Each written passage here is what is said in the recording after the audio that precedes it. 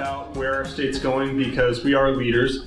For those of you who don't know, Massachusetts is still ranked #1 by ACEEE for being the most energy efficient state in the country. That's something that most people in this room have worked really hard to be a part of, and it's something that we should all, I think, continue to push and not just say, yeah, great, we did a good job, high five. But there's still so much to do. So today's session on electrification and storage is really meant to kind of give folks a primer into how we got here, where we're going, and then really kind of what's next on the precipice as it relates to electrification and really having smart homes and a smarter grid. A quick little background about myself. I work in boat energy management. My favorite thing to do is not talk to you. It's actually to be out in the woods with my family. I take what we do as an industry incredibly serious because it impacts so much of what's going to be the world we leave for my children, for your children, grandchildren, and it's imperative that we are continuing to drive this place forward. It's no news that climate change is having an impact. Everybody that's in here should either be acutely aware of that and making decisions on a daily basis to be a part of that solution, or you should be by the end of the day. Those are the only two options. We've seen extreme warming temperatures and extreme weather events, and that really, that's important at a high level because of the impacts that it has on our families. At a little bit more acute level, it's getting warmer and it's really uncomfortable. This is important when you start to think about the different demographics in the housing stock that we have here in New England. This data, aside from just kind of looking cool, is actually a reflection of the average annual temperatures over the last 120, 130 years. It doesn't take a science degree to be able to evaluate data objectively like this and say, oh, shit, that's not good. So we want to make sure that we're thinking about those solutions. The housing stock here in New England, in many cases, wasn't built for the climate that we're experiencing now, and it certainly wasn't built for the climate that we're moving towards rapidly. I live in a nice little cape, and during the summertime, it's super hot, and during the wintertime, it's super cold. There are solutions for that. I should know better, but I'm getting there. The reality, too, is that the impact that these temperature swings and these heat waves, these storms, they're not only just going to make things kind of difficult for a day or two for some people, but it really does become a matter of life and death for some. And when we think about not only the homes we're building, but the technologies we're installing, we really also got to be thinking at a broad level about the grid that we are a part of. When we think about that grid and the risk to not just a handful of people, but tens of thousands, hundreds of thousands of households when there are problems, that's a pretty serious issue. And fortunately, in our state, we have legislative leaders that are not in denial about this fact. We have a pretty progressive climate as it relates to that. So on the policy side, thinking back to a little over a decade ago, there were a handful of legislative actions that went into place that really did kind of help shape and direct the path that we're going down. Between the Global Warming Solutions Act and the Green Communities Act, there were goals that were met, or that were established, and in some cases have been more than met. There were different types of kind of management structures like the EEAC to help support the PAs and others in developing meaningful programs to have the impact that is really needed throughout the different services that are offered, and also to help municipalities to not only help fund different initiatives, but to also help educate them with the placement of energy managers as part of a green community designation. And these things are unique in the U.S. landscape. I mean, there are a lot of states. For those of you that are familiar with geography, I think there's 50 currently. Not all 50 actually do things like this. I'm from Oklahoma originally. This is not a conversation that's being had. It's quite the opposite. I mean, it's absurdly depressing and sad. But we're here now in the state that can be innovative and can be progressive in pushing climate solutions. And I think that it's imperative as folks in the industry to kind of take that opportunity and that framework that comes through these types of mechanisms and really just drive it home as fast and as hard as we can. We have to be aggressive with what we're looking at in the way of solutions. We have to continue to educate ourselves about those solutions. Thinking specifically about how we structured today's trainings, we have these fundamental courses that are running concurrently to the other kind of advanced sections. And one of the things that we understood when we were doing surveys of the marketplace and speaking to contractors at all different levels and builders and architects was that the pace at which the technologies are changing means that a lot of folks have antiquated and archaic ideas about the technologies. A lot of folks still don't understand the capacity of the heat pump opportunities or geothermal or solar PV or solar thermal. It is a evolving, kind of landscape out there, and it's one that if you're not engaged in it day in and day out, you're gonna likely kind of get behind the ball. And if you end up going to one of these conversations or meetings with a homeowner, a builder, or a stakeholder, and the information that you have isn't accurate, it isn't up to date, you actually might be doing more harm than good. You might be leading that person or that stakeholder group down a decision that is going to have an adverse impact for decades to come when they put in the wrong heating system, or oversizing heating systems, when they build a house that's not optimized for solar. There's just a universe of decisions that can be made that you all help inform, and why it's important that you're up to date on these things. And a lot of that, again, we're here because we have such a positive landscape to really drive these things home. So there's that state level, and then there's also coming down to the utility scale. So the utilities have invested heavily in ensuring that these solutions are accessible and that they are being used and adopted in a meaningful way. There's both a large, very, very large retrofit market and community that's happening, right? Where people are getting energy assessments, they're weatherizing their home, they're putting up solar PV, they're updating their HVAC systems, they're installing solar, they're putting in their EV charging stations. Like, that's happening, and that's great. And we also want to make sure that when people are building new homes, again, homes that are going to likely be here for a long time, that they're not only just building them to kind of a code minimum, which in some cases is decent if they have stretch code, but there's better, more cost-effective ways to do this. Just as kind of a quick acknowledgement, one of the collaborators for this whole day is USGBC. They just released, I think a week ago, a new report that actually goes in a deep dive on the economics of zero energy building and the cost associated with it. And I mean, it's basically when you start to really put an objective lens to it with the math, it just makes sense to be going down that zero energy path. It is a hard sell for a lot of consumers to understand and internalize, and that's where we all come in to help them understand the value, to help them be able to say, yeah, that's a wise decision for my family to invest X knowing that I'm going to get Y out of it. We also know that in the new construction space, not only has there been an established program for folks that are going kind of beyond code built, but we are seeing the transition towards passive house and net zero standards that'll likely become the norm in the near future.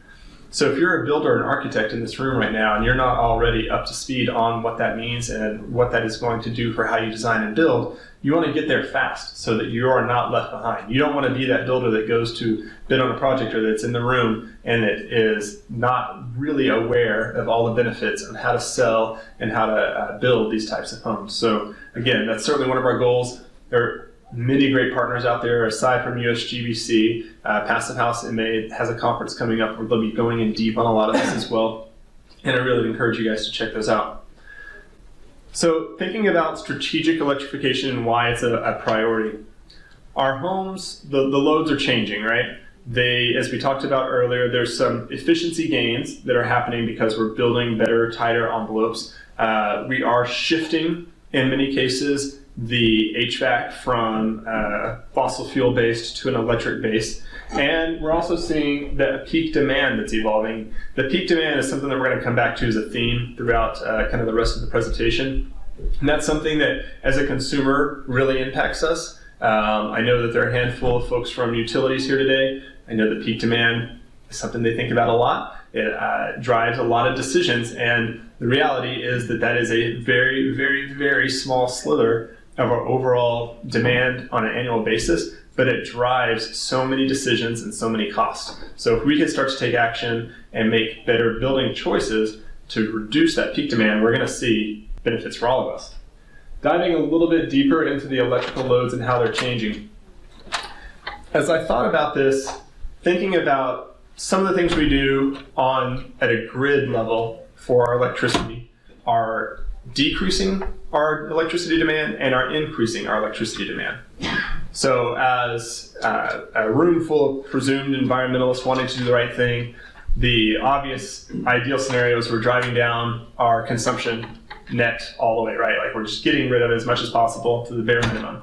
The reality is a lot of what we're doing is adding, in some cases, again, taking it from fossil fuels and putting it onto the grid, and we're shifting demand. So when you see the plus and minuses here, this is an example of how what we are doing on kind of the building and how our homes are operating is maybe moving that demand from one time of the day to the other. And this comes back to that peak demand trend or theme, where we want to get away from that small slither and take that demand and move it somewhere else where there's kind of the ability to serve it with the grid that we have available.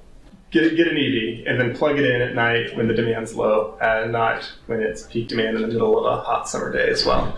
We'll talk more about that. So the duck curve, this is going to get slightly wonky just for like 27 seconds. The duck curve is a common kind of term used to talk about our electricity demand. When you think about the role of solar, specifically in states like Massachusetts, it's tremendous. It is really having an impact on how homes at an individual level are consuming electricity. But it's maybe not producing electricity at the time when we need it most. What we see happening is a large generation time span in the middle of the day.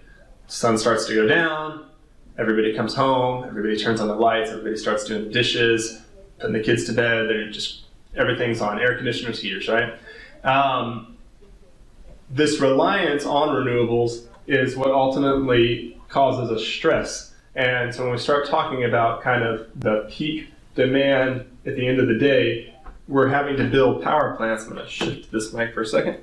Having to build power plants that are covering a small slither up there. And that gets expensive and costly, not only for you as a consumer, but for the utilities and others. The solutions that are also being explored at the state level can be easily referenced and acknowledged by or through the 3-year plan. So we're right now kind of part way into a new 3-year plan implementation that was adopted at the beginning of this year at the state level through the Massachusetts Energy Efficiency Advisory Council. So the EAC sets a lot of kind of policy agendas that the utilities, DOER, and others have to really strive to hit, and it is a conversation that's engaged on, but at the end of the day, there are lofty goals that are set out there. And some of these goals that I'm really excited about, and I'll start with the bottom one, the 300,000 EVs by 2025. Looking in this room, there's 35 or 40 people. 10 of you guys likely have an EV or plug-in hybrid, so we can chip away marginally by adding another 30 of you to that list. But that's an ambitious goal. And also they're talking about the 44,000 heat pumps installed, and that's just during this 3-year plan. That's not even to 2025. Both of those things are going to add electricity demand to our grid. And so when we think about how those things are going to be using electricity and when they're using it, we really have to be smart about it. And again, we'll kind of keep coming back to this theme of peak demand. And finally, utility policies now, coupled with these technologies, can start to actually have a benefit, whether it's the kind of implementation of time of use rates, which are not ubiquitous across the state currently, but are proven in many other kind of geographies to have a behavioral impact on how people use electricity, and essentially reducing it in the times when you don't want it to also looking at residential demand response. The thing about residential demand response that excites me is that it's fun in some cases. So how many people have a smart thermostat in this room? Okay, slightly more than the EV drivers, so that's great. Getting a smart thermostat's fantastic because you have more control. You can control it from your office, wherever. But it ultimately can help also be intelligent enough, depending on if you have time of use rates, to maybe have it programmed to crank up or down during certain parts of the day to help save you money, but also help reduce the load on the grid. Thinking about all the different types of smart appliances, hot water heaters, if you have an EV, plugging it in and charging it in times of days when it's going to be a lower demand. All these things add value. Just overall, the kind of connected home, the smart home trajectory that we're going. These are all kind of tools that are in the demand response toolkit that I think we often overlook. When people think about demand response, at least at the industry level, I've often encountered people thinking about large buildings and somebody kind of controlling it from a cloud-based system, pulling levers and pushing buttons to help reduce demand. But even at the household level, there are going to be cool solutions that already exist that you can also begin to implement if you haven't already. Now, how does this impact your customer? People want to live in a home that is easy. They don't really want to think about their electricity use. This little ad clip on the bottom right-hand side is from, I think, a 1955 paper. So one of the challenges that we as an industry have to overcome are misconceptions about what it means to have an electric home. My daughter, my 6-year-old, watches this ridiculous Disney commercial or Disney short movie, and in one of the episodes of it, it has, I think it's Mickey Mouse probably, buying an all-electric home. And it's a smart home, and there's robots everywhere. And mind you, this is like 1950s or 60s or whatever. And the home, it's sold as like this gleaming, beautiful thing. And he gets into it, and then the home kind of goes berserk. And like the chairs start opening and closing by themselves. Toast starts flying at him. At some point, I think walls are spinning. There were a lot of drugs that were done back then when they made these things. But my daughter was watching that, and she's laughing. And as a casual observer of Disney cartoons from time to time, I was like, oh, that's interesting. But it really started to drive home the fact that we have these kind of perceptions about what an electric home is that have been ingrained in us from kind of pop culture. Here in New England, for any of you that have been an energy specialist or have played in the retrofit market, you know that when you walk into a home, especially out in like Western Mass, for example, that was built in the 60s, 70s, it's likely going to be an all-electric home. And they're going to have incredibly high utility bills. And people think, oh, I don't want an electric home. Those things are way too expensive to operate. Like, I don't want those types of bills. So we have a challenge in overcoming some of those misconceptions. The other thing about this, too, is that people, again, they don't want to put much effort into it. And an interesting example of this is, as a homeowner myself and many folks on our team, we like to geek out on little toys. In multiple rooms in my house, my knee walls and other spots, I've got little sensors called Sensor Push. It gives me temperature and humidity. Those things were so much fun for like the first 3 or 4 days that I had them. I was checking them constantly. I was like, oh man, my humidity level's here in this one, but it's here or there. And how's my air moving when I installed my heat pump in one room? Is that heat pump going to get enough cool air into this room if I can turn off everything else? And I still look at it from time to time, but the novelty, it wears off. Similarly, things like indoor air quality monitors. There was a time when I had 2 different ones set up in our house, and like every 30 minutes I was checking it, and then every hour, and then eventually I forgot about it. And it's like, oh, I should probably look at that now. A lot of the gadget approaches are fun to kind of think about, but at the end of the day, even someone who's in this industry who cares so much about what we're trying to do, I haven't looked at my Sensor Push in 3 or 4 weeks now. My home's comfortable, so I'm not as worried about it, and when it gets cold again, I probably will start checking it. But it's fun to think about the different kind of tools that are out there, but when we're building and designing homes, they just have to be easy. And I think that's a big critical thing, is we're thinking about how to engage with these new technologies, whether it's the demand response options or even storage, as we're going to get into here in a minute. Another thing to consider at the local level is that policies are changing. So we have examples now of 5 different communities, at least in California, that have banned all new gas connections. That's happening. Brookline, as a community, is in the process of exploring that. Newton is in the process of exploring that. I would imagine there are some other communities.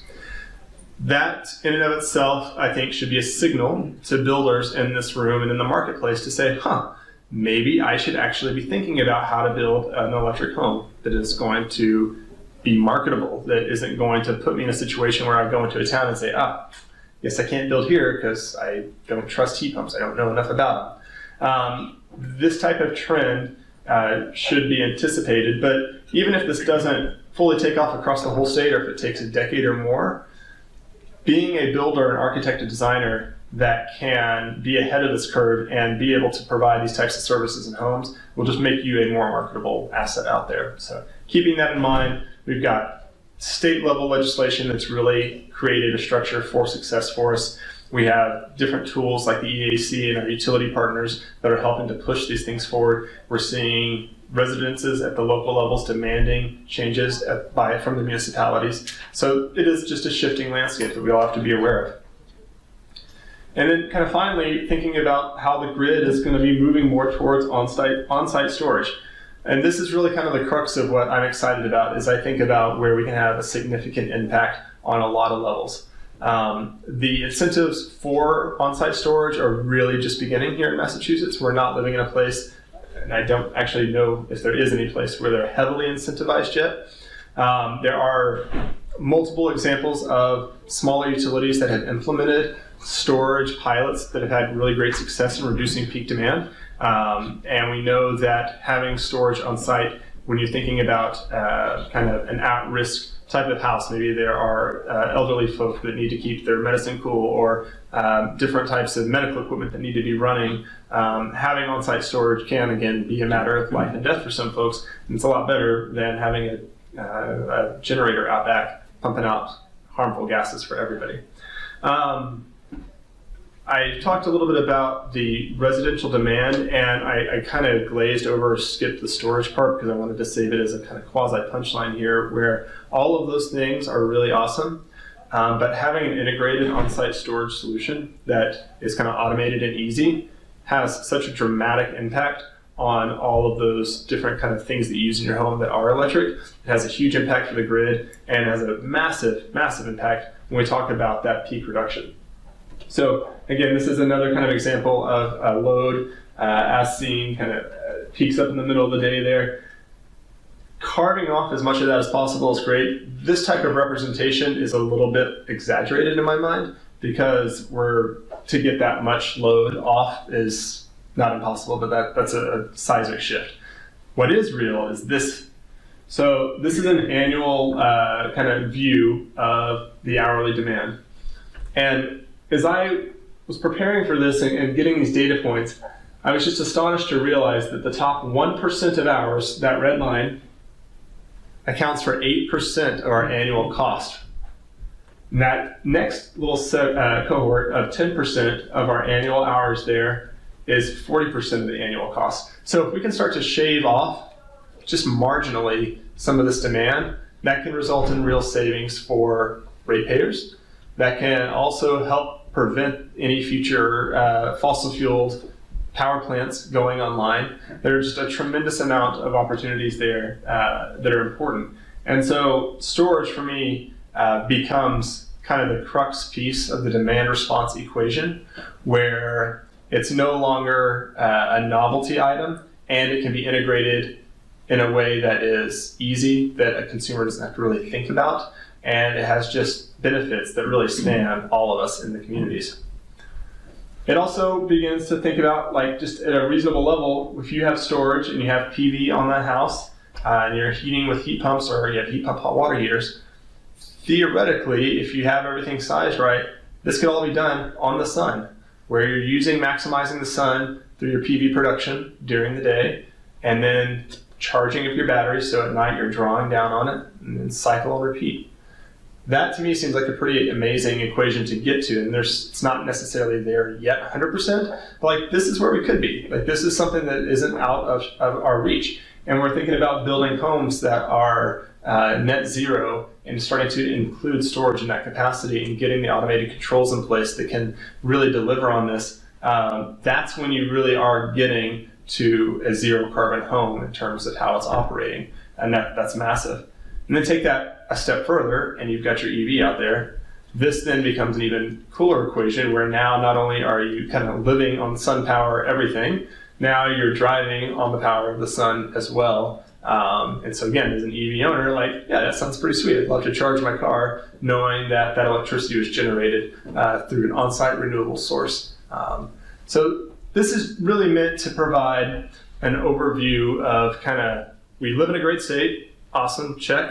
There's some cool policies out there that have enabled us to make smart kind of decisions. Great. We have obviously an informed stakeholder group like folks like you, but also homeowners out there, community members. They want and demand more from their homes, and it really is imperative on us to know what's going on and to be able to engage in those conversations and help them make those right decisions at the end of the day. And so we're moving that direction. That's kind of a high-level overview, but now I want to take a chance to really dive into the specifics of storage. So I'm going to turn it over to a colleague here, James Manzer with Revision Energy, and let him take you out of the boring kind of policy weedy stuff and actually talk to you about real things. James, take it away, man. Cool. Thanks, Travis. We've been kind of checking in on who we've got in the audience, so I'll continue that theme. Anybody here use electricity? Okay, but it's not too important to you, right, on a daily basis. You don't use it every day. Anybody use electricity every day? All right. How about how do you get that electricity? Does anybody generate electricity on site? Anybody got solar on site? All right, we got a couple. Any coal mines or power plants out back? Natural gas, fracking out back? All right. Well, let's hope not. All right, so, I joke because electricity is already integrated into our daily lives, right? I'm using electricity here, it's keeping the lights on.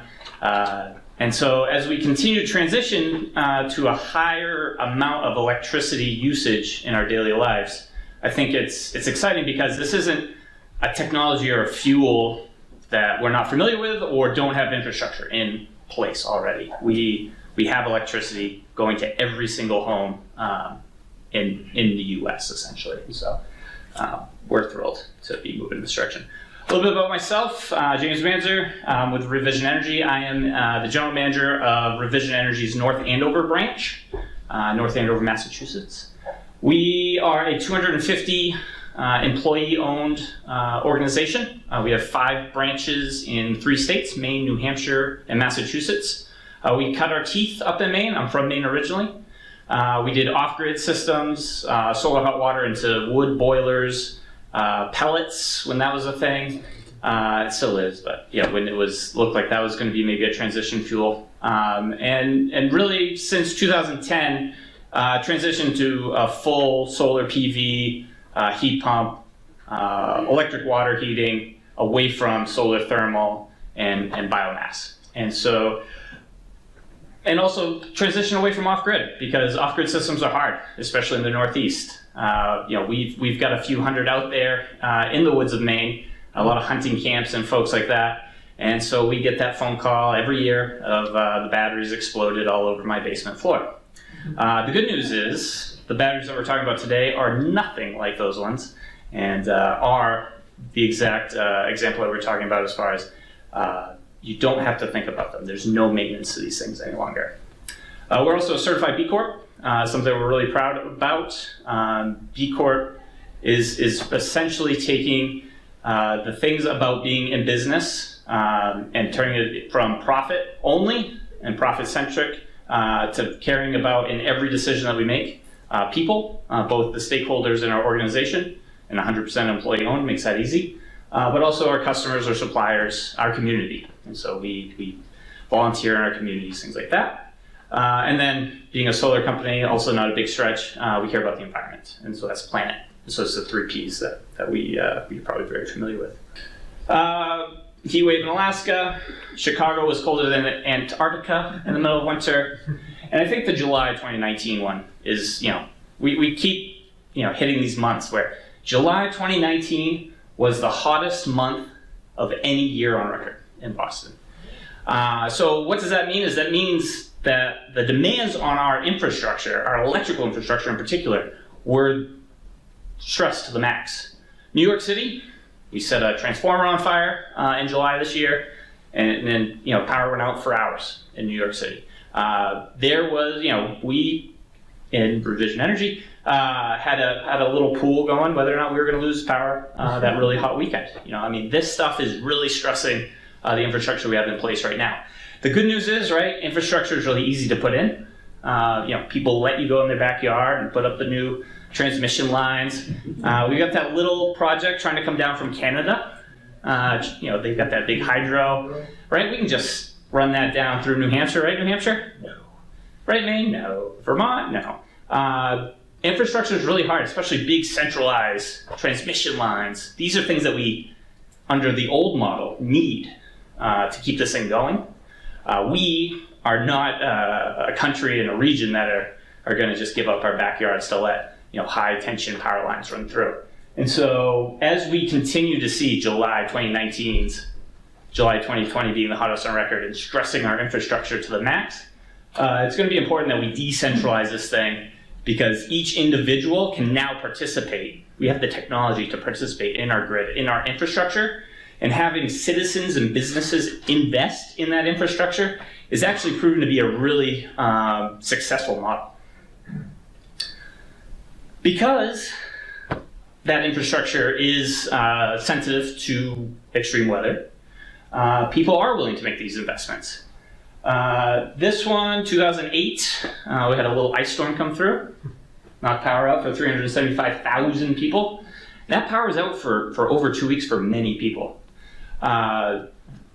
If you were impacted by this storm, you remember this date and year. We had an ice storm in '97. I was a sophomore in high school. People in my town still talk about that. 1997. I mean, the ice storm of '97. No one forgets the year, because going without electricity for 2 weeks is a strain on resources. As I said earlier, I lived in Maine. I'm from Maine. I moved down to Massachusetts in October of 2017. My wife got a job at Governor's Academy, and so I got ready to, live in the big city, and we moved to Newbury, Massachusetts, which is not the big city. And we were there for about 2 weeks, and the wind blew a little harder from a different direction than it normally does, and the power was out for 6 days. Now, that's something I was used to in Maine. It was not something I was expecting when I moved to, Boston, Massachusetts. I know Newbury's not, but at the moment I didn't know. So we were without power for 5 days. At the end of October, and the temperatures got down into the 40s. We did not, we just moved there. We didn't have any source that backed up our electricity or heat. It got uncomfortable. We rented a hotel room that last night. And the other thing is while the power's out, you have no idea. Is it going to turn on today? Will it turn on tomorrow? People went without power for over 2 weeks. It was a big storm. And again, this was just a windstorm from a different direction, and it impacted our infrastructure. In March of 2018, that was the end of SREX for those that are in solar, which meant you had to get your system turned on by the end of March, and it snowed over 30 inches 3 times that month, which if you're trying to install solar on a flat roof, was a challenge, to say the least. 450,000 people went without power during these snowy months. Cape Cod, South Shore, tornadoes. And again, knocking power out for 375,000 people for multiple days. Roofs being ripped off, things like that. This is becoming the norm, right? You should not be caught unexpected that a powerful weather event hits your infrastructure that knocks your power out. It's kind of a part of life now. And since 1991, we've had 21 events that triggered federal or state disaster declarations, and that's only getting more frequent. You're probably homeowners, or think about being a homeowner, or may want to own a home someday. Having the lights on when the lights are off everywhere else is very empowering. Energy independence, you may have heard the phrase before. And so the technology is now here to do this, and so we'll talk about that. And so Revision Energy, we've installed a little over 100 lithium-ion backup systems with solar. And so that October storm that I talked about when I had just moved to Massachusetts, we had a few customers that were impacted that had solar plus storage. So being a good B Corp and just good business practice, I think in general, hey, how did it go? How did things work? Did it work? And it did, and that was awesome. So this is Tom Dunn, a customer of ours. He lost power from early Monday and lost it until 6 p.m. that following Saturday.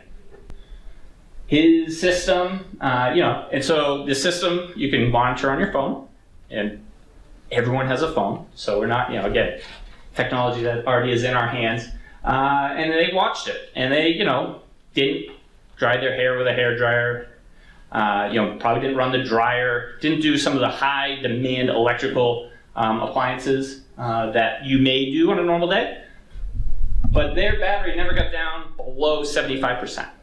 And so they were really secure, and it would recharge every day.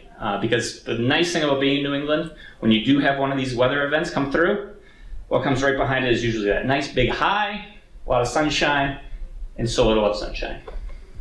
They were able to, they were the reliable backup in their neighborhood.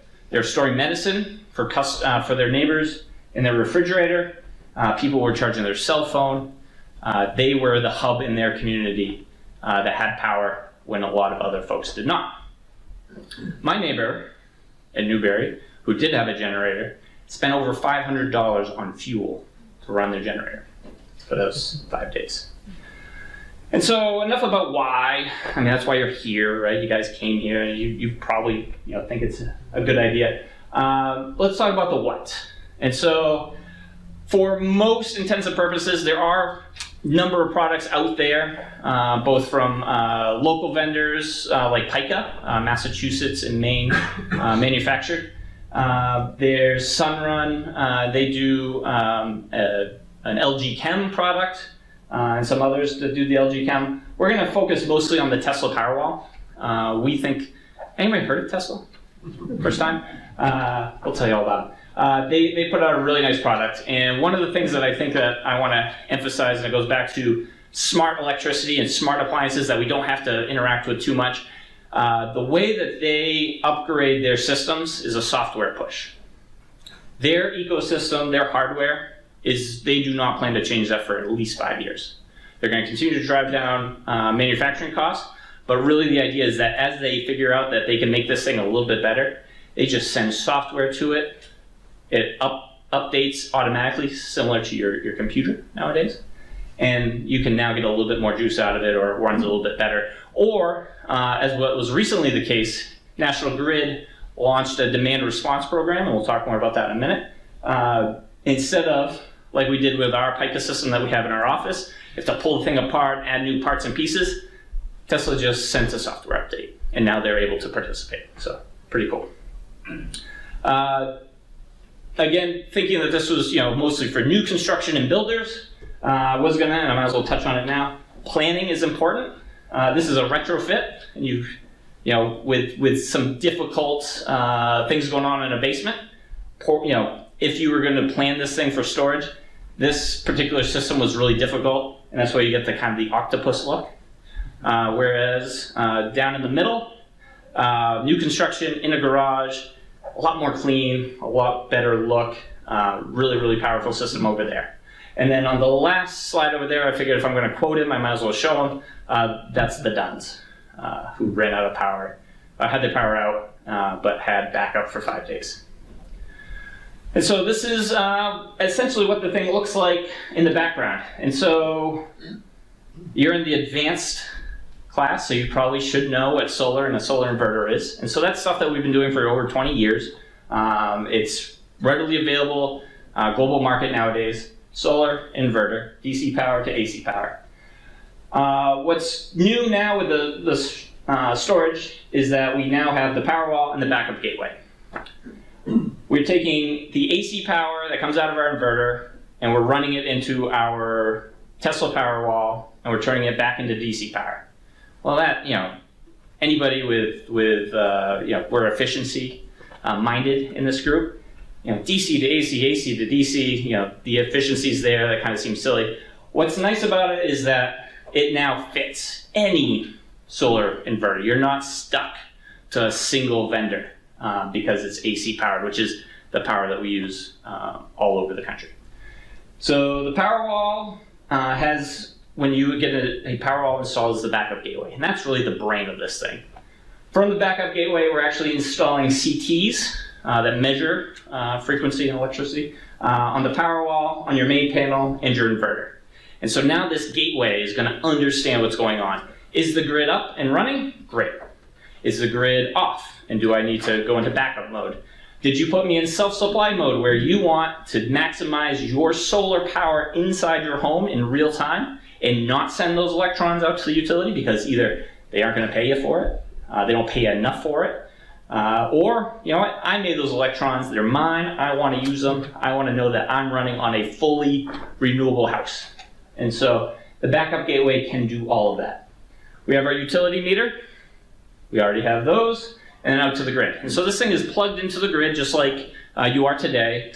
It interacts with the grid in a lot of different ways, and we can now, in Massachusetts, start to make money from our abilities to interact with the grid. We'll get to that in a second. So in this thing, we have a battery that's capable of giving you 13.5 kilowatt hours. What is that? It's enough to drive a gas-powered vehicle, same amount of power, about 15 or 20 miles. This is where buying an electric car. That same Tesla Powerwall can drive your electric car 60 miles, so it gives you an idea of efficiency gains of going electric. And it will cover about 70% of the average home's usage in Massachusetts. So one Powerwall can power 70% of your home from the get-go.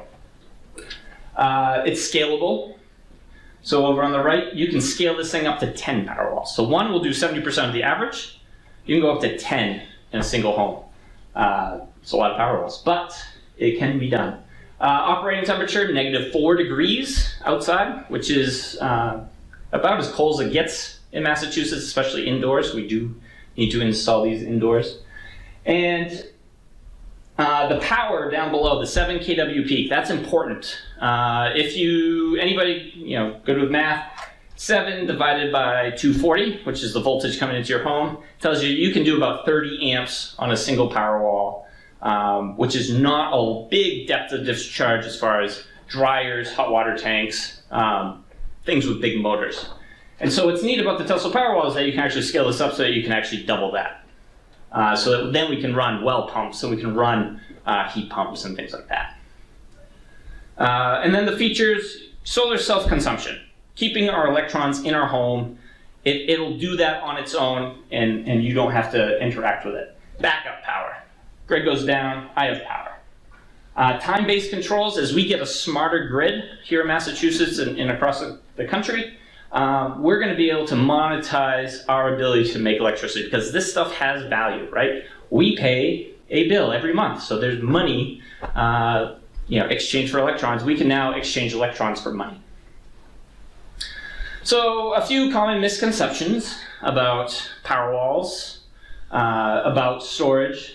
This is classified under its UL listing as a Class 9 hazardous material. All right. So what is it not classified as? It is not classified as an explosive. This will not blow up. It's not a gas. It is not a flammable liquid, and it is not a flammable solid. Things that probably are in your garage today that are. Anybody got a lawnmower that runs on gas? Yeah, that's a hazard. These are extremely safe. Go on YouTube, watch Tesla try to set a Powerwall on fire. It is really hard. And the reason why is because each battery in the Tesla energy products is composed of multiple little batteries, and they're connected in a series and within a steel enclosure. And so when one, should it fail, the cooling goes down, it has a thermal runaway event, it's going to burn itself out, and it's only one of a lot. And so you don't have the ability to actually set these things on fire unless you really, really, really try to. We participated in a pilot program for Unitil in Massachusetts, where we were putting batteries in and we were discharging to the grid during peak events. So they could start to measure this thing. It's a pilot in Massachusetts. It's what they do in California already. And we had, so the code, the HJ comes in with the inspector, and they want to pull in the fire inspector, right? So chief of fire comes down, And to get to this particular power wall, we had to actually walk our way through a maze of firewood stacked in the basement all the way to the roof. And so you had to kind of edge your way around. And so it took us, a good 35 steps around firewood, and we got to the battery. Where is the sprinkler system? Where's the fire suppression for this thing? He's stressed.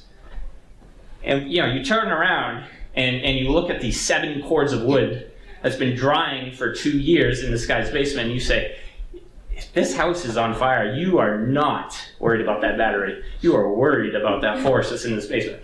And it's that misconception, right? We're used to wood. We know what will happen if wood burns. We don't know what will happen if a battery burns. And so there is a lot of education still to go. The takeaway here is these are extremely safe. However, storing energy, you run out at some point. And so it's really important as we improve buildings, retrofit, or we build new buildings, that we do it in an efficient way. Because at the end of the day, buying 10 power walls is a lot more expensive than buying 2. What this graph kind of shows you is that as temperatures go, as the power goes out, big black line, blackout, if you have a typical home, a current code, or a high performance home, that's the temperature inside your home day to day.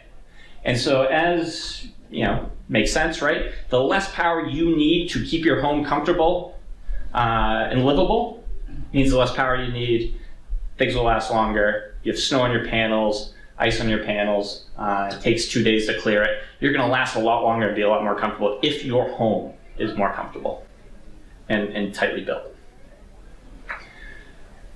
The solar thing, this wind thing, it's not going away. We're going to throw more of this on the grid in the upcoming years. And this is going to cause an issue for utilities. They are not used to this. They're used to one big thing, makes power, and they can throttle it up and down as needed. We add more solar and wind, variable, intermittent renewables, and that's been, if the windmills aren't turning, I can't watch my TV, is that our president said. That's not how it works, but the ability for us to store that energy and discharge it as needed in real time is going to become more and more important. And so we're working that way. The good news is it helps everybody. You put solar on your home, you put solar and storage on your home, you are helping every ratepayer in Massachusetts. We bring in $25 billion every year for energy. We burn it up, and we do it next year, and we burn it up. Every time that we can knock that 37.5 cents of kilowatt hour cost down, that means everyone gets to pay a little bit less. We all pay an average. And so during the day, when we're making electricity with solar panels, the more of that we do, and the more of that we discharge on the grid, when we can get that peak demand down, it helps everybody. And so, the argument still today, even in college classrooms, is somebody's got to maintain this grid, and it's going to be the poor, because they can't afford this technology. And that is just absolutely not true. We are helping the infrastructure become more resilient and cost less for everybody when we invest in our infrastructure personally. And then we get the benefits. Storage is needed because, making solar, net metering, I'm a net zero home. Your net over the course of a year, I made as much electricity as I needed. I made as much energy as I needed over the course of the year. It all averaged out, but I was still interacting in real time with the grid or with the utility. Our ability to store that energy in our homes and not have to participate in these, in the utility, in the grid, just continues to drive those costs down. We have customers today that are using electrons that they generated on site, stored, and then used later as needed, that 99.8% of the time they are not interacting with the grid. And with just a little bit of tweaks, it'd be 100%, I'm sure, for all of them. We're moving those peak demands. We're going to really shave off these peaks, and we're going to make this grid work better for everybody. Or we can get a bunch of generators, and we can run them during peak demand times. Anybody want to live in a neighborhood where from 2 p.m. till 7 p.m. everybody in the neighborhood's got generators running? No, that doesn't sound like a great place to be. Generators are great. They've served us really, really, really well. We use a Generac generator on purpose. They actually just purchased Pika, which you saw in the earlier slides. They are getting into the energy storage game of lithium-ion batteries. If you have one of these, my folks up in Maine have one. It runs once a week for an hour because it needs to test and exercise and feel good about itself. The course of a year, that's 150 bucks. You got to call a guy, come out and change some filters and keep this thing maintained, because what's the last thing you want when you have this generator sitting in your backyard and the power goes out and you haven't been maintaining it and it doesn't turn on? So there's hundreds of dollars of maintenance per year and over the lifetime of running this thing, whereas our power walls do not. So, the incentive landscape. Massachusetts really wants storage on the grid for all the reasons we talked about. Currently, right now, if you participate in the new solar incentive program, SMART, Solar Massachusetts Renewable Target, and you add storage to your solar array, you get extra money for every kilowatt hour of electricity that your solar generation provides. Depending on the size of your system, the size of your battery, 1 or 2 or 3 or 4 or 10 power walls, you can expect to get $3,000 to $5,500 over the course of 10 years. National Grid, we participated in the first ever demand response program, Connected Solutions. I can't understate that this was a watershed moment for Massachusetts. Essentially what they're going to do is they're going to call 30 to 60 events a year. And they're going to say, hey, it's going to be really hot and we're going to need a lot of electricity from 2 to 7 p.m. today.